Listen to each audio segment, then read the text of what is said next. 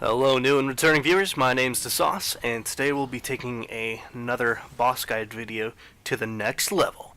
Today we're going to be talking about SHIMA SAKON, and this is a bit of a more challenging fight in my opinion, as it was basically, kind of your standard NPC humanoid boss, but he seemed to have extra abilities and took a lot more advantage of his spirit guardian that he uses.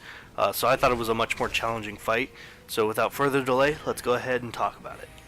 So doing this video a little bit differently, I wanted to talk about more of the strategy first for this fight, and then we'll talk a little bit about his abilities, seeing how some of them are going to be found in the spear abilities, and some of them are going to be unique.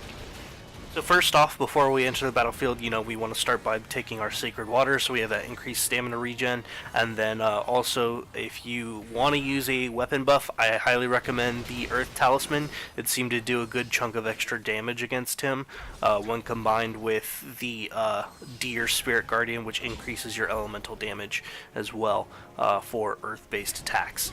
I also recommend taking, the Ninjutsu Power Pill to increase your overall damage output. So, that being said, all of doing that before you enter the room, you'll probably want to open up the fight by hitting him with the Omni Slow Magic Talismans.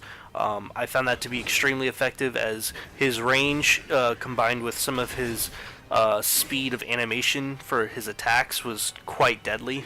So I absolutely recommend having that skill if you haven't picked it up yet. The two things that you really want to look out for this fight is what you're seeing here, is where he summons his Spirit Guardian and he buffs his spear. If you're going to be hit by any of these attacks, the lightning damage will normally deal more damage than the basic attack like you saw there. The basic attack dealt only 300 points, but the lightning dealt an additional 400, so it's quite nasty. Once you've hit him with a slow, you're going to want to bait out as many of his attacks as possible. Try to get close and then take a step back, let him execute his attack animation, and then go in for the hit.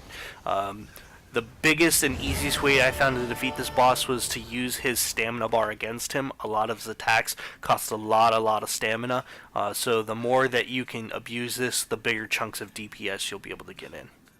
As always, folks, I hope you found this content useful, and if you did, why not leave me a like and click on the little sauce here.